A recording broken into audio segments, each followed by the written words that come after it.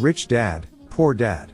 Rich Dad, Poor Dad by Robert T. Kiyosaki. Introduction. There is a need. Does school prepare children for the real world? Study hard and get good grades and you will find a high-paying job with great benefits.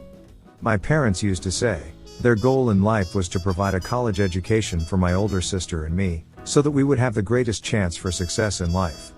When T finally earned my diploma in 1976, graduating with honors, and near the top of my class, in accounting from Florida State University, my parents had realized their goal.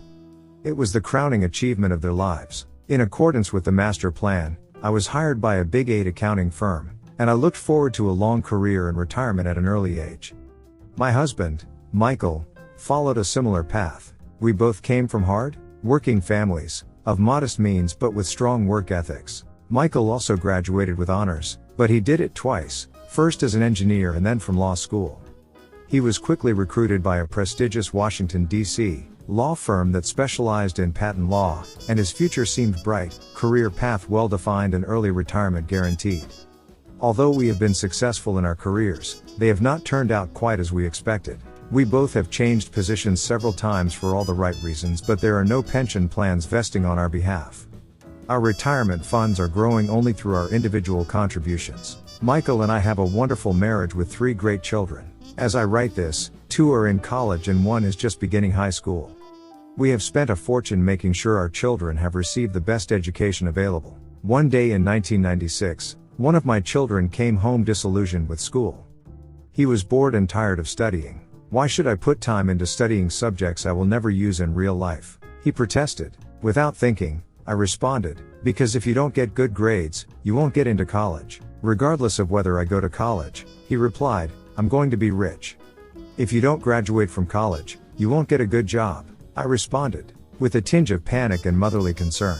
And if you don't have a good job, how do you plan to get rich? My son smirked and slowly shook his head with mild boredom. We have had this talk many times before. He lowered his head and rolled his eyes. My words of motherly wisdom were falling on deaf ears once again. Though smart and strong-willed, he has always been a polite and respectful young man. Mom, he began, it was my turn to be lectured. Get with the times. Look around. The richest people didn't get rich because of their educations. Look at Michael Jordan and Madonna. Even Bill Gates, who dropped out of Harvard, founded Microsoft. He is now the richest man in America, and he's still in his 30s. There is a baseball pitcher who makes more than $4 million a year even though he has been labeled mentally challenged. There was a long silence between us. It was dawning on me that I was giving my son the same advice my parents had given me. The world around us has changed, but the advice hasn't. Getting a good education and making good grades no longer ensures success, and nobody seems to have noticed, except our children. Mom, he continued, I don't want to work as hard as you and Dad do.